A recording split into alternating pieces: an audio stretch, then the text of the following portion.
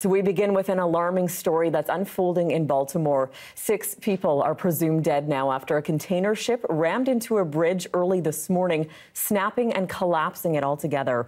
2 other people have been recovered from the water, but the search and rescue operation will now give way to a recovery effort for the others still missing. The CBC's Katie Simpson is there with more on how it happened and the ongoing investigation.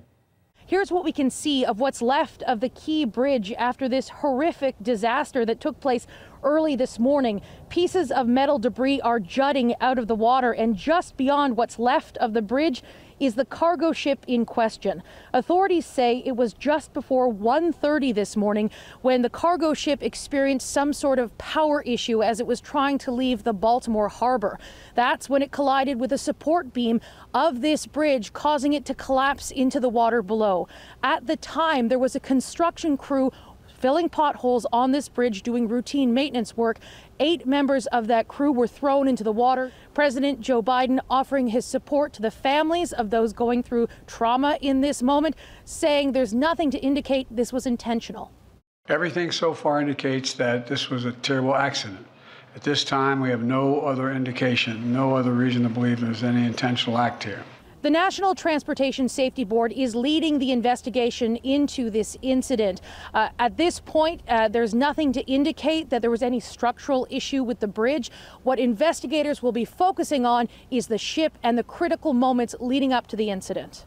That is part of our investigation, where we look at in depth at safety information, anything that may have occurred prior to this, any sort of safety history with respect to the vessel, any sort of maintenance that was done to the vessel or component on the ship. We will look at all of that.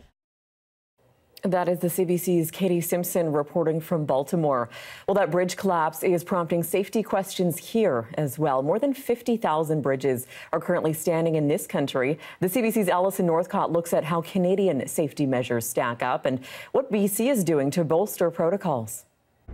Vancouver's Lionsgate Bridge sees thousands of large vessels pass beneath it every year, and with that comes some risk. The biggest risk is similar to an errant vessel that we saw today in Baltimore. And so we look at what mechanisms and measures we can design and construct in place to be able to prevent that.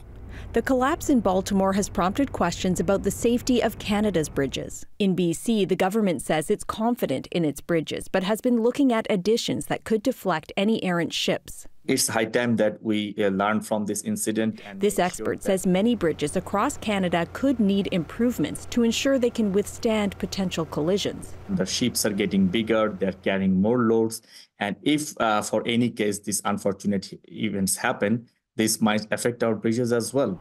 He says some of our infrastructure is getting old and could be at risk. We need to assess the current condition of our bridges and take proactive actions to make sure that they are ready to withstand the increasing demand. But authorities in Halifax say they're prepared. We can evacuate the bridge very quickly.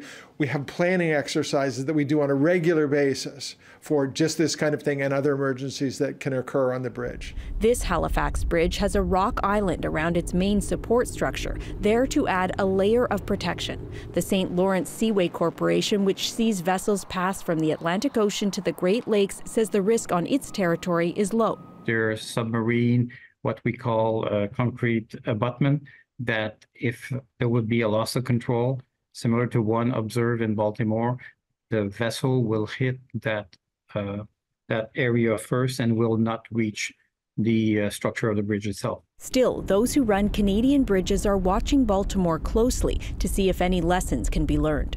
Alison Northcott, CBC News, Montreal.